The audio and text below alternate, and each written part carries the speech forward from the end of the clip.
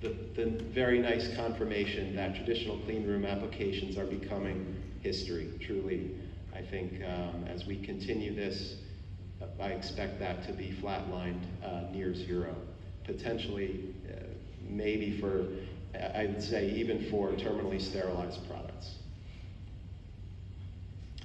So isolators are continuing to gain a greater percentage of overall barrier applications.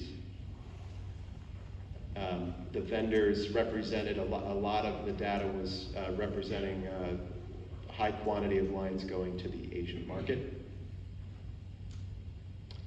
Vials still remain the most common component, followed by syringes and ampules.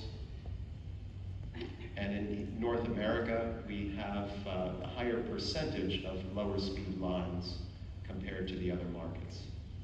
Again, for development, clinical applications is most likely the reason there. So yeah, bulk versus pre-sterilized was steady during the period, representing about 20%. And the pre-sterilized components are especially predominant for the lower speed lines. And again, we just saw that Lyo represents about 20%. So hopefully this, I think this data probably was one confirming what you already thought. Maybe it raised an eyebrow in some cases, but we hope that it was interesting. Did you have any data from the vendors on whether they were supplying to companies that were in new therapeutic modalities versus Me Too generics, and did that impact any of this data? Yeah.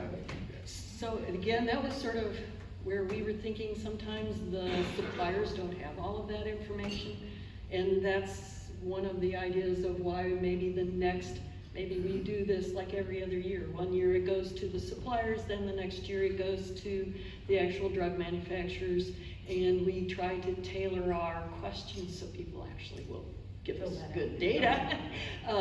We've learned a little.